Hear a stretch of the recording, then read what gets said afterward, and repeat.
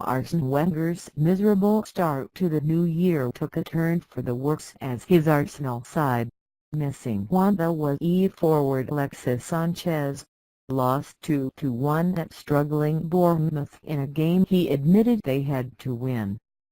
Hector Bellerin put Arsenal ahead shortly after half-time, but Eddie Howe's side mounted an impressive comeback, scoring twice in 5 minutes through Callum and Jordon.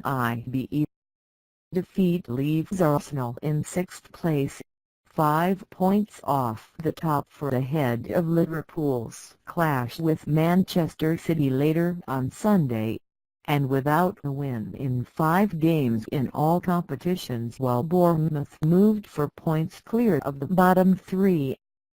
And while Wenger wrestles with problems on the field, the off-the-pitch saga involving Sanchez is adding to his concerns, with the manager admitting that continuing uncertainty surrounding the striker's future was the reason he was omitted.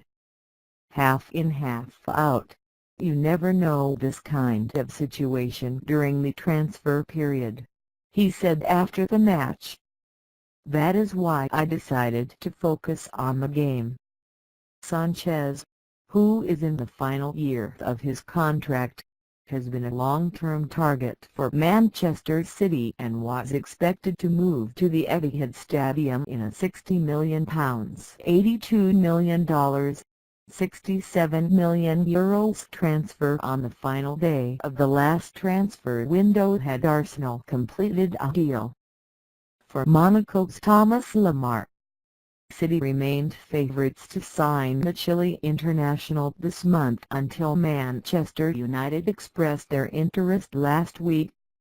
The Old Trafford club's willingness to meet Arsenal's £35 million valuation of Sanchez, who can leave as a free agent at the end of the campaign, together with the possibility of offering one-time Arsenal target Henrik Mkhitaryan as part of any deal, have increased the chance of the forward joining Jose Mourinho's squad.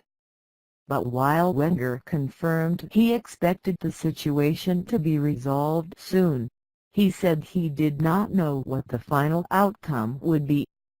Asked before the game if he expected Sanchez's future to be determined imminently, he said, "Yes. Don't read too much in it because even I don't know which way it will go." Mesut Ozil was also missing for the Gunners after being ruled out with a swollen knee, but Jack Wilshere started despite having limped out of the midweek League Cup draw at Chelsea with an ankle injury. Wilshere was anxious to make a good impression on his return to the club where he spent last season on loan, while Arsenal were keen to register their first victory since the turn of the year.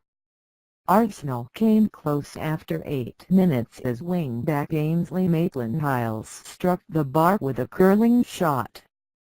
In the 35th minute, Danny Welbeck's shot was saved by keeper Arsene Wenger, but if the Arsenal striker had gone to ground under the challenge of Simon Francis, he may well have won a penalty. There was a much clearer claim for a spot kick moments later in the Arsenal area when Alex Iwobi handled IBE's free kick, but referee Kevin Friend decided the contact was unintentional. Arsenal broke the deadlock 7 minutes after the restart. Iwobi slotted an excellent pass inside left-back Charlie Daniels, allowing Bellerin to advance on Begovic before beating the keeper with a powerful angled shot. Latest comment: Arsenal is going to turn around from here by signing new star players Spanamir Hanchayare. Bournemouth forced their way back onto level terms with 20 minutes remaining after Ryan Fraser and whipped a low cross towards the penalty spot where Wilson nipped in the head of keeper Petr Cech and turned the ball into an empty net with a first-time finish. 4 minutes later the home side went ahead as Wilson collected Lewis Cook's floated pass deep in the Arsenal area before laying off for IBE to beat Sek with a low shot.